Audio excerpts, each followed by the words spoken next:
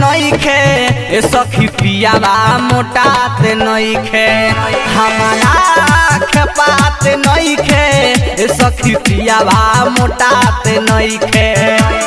केतनो ले करी माना खाना धोके खाली ओइके हमारा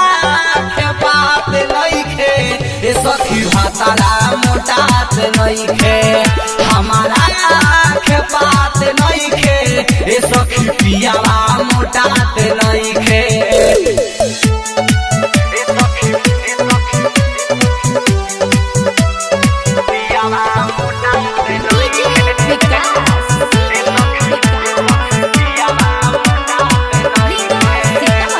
देहिया पो हमरा रजऊ के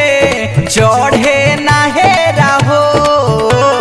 दिन रात डलल रहेले उ घरवे में डेरा हो आए हाय देहिया पो हमरा रजऊ के चढ़े नाहे रहो दिन रात डलल रहेले उ घरवे डेरा हो घरवे में डेरा हो अमवा के जूस पियाई नाही पिएला सही के हमारा खेपात नइखे ए सखी पियावा मोटात नइखे हमारा खेपात नइखे ए सखी भातारा मोटात नइखे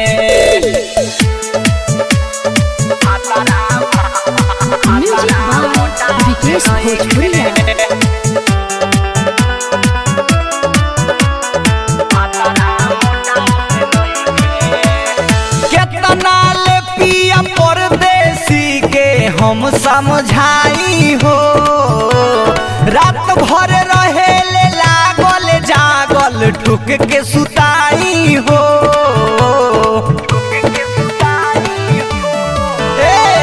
केतना ले पिया परदेसी के हम समझाई हो रात भर रहेले जागल लागल ठोक के सुताई हो ठोक के सुताई हो क्षण भर के दूरी दीपक से सहात नइखे हमारा खेपात नइखे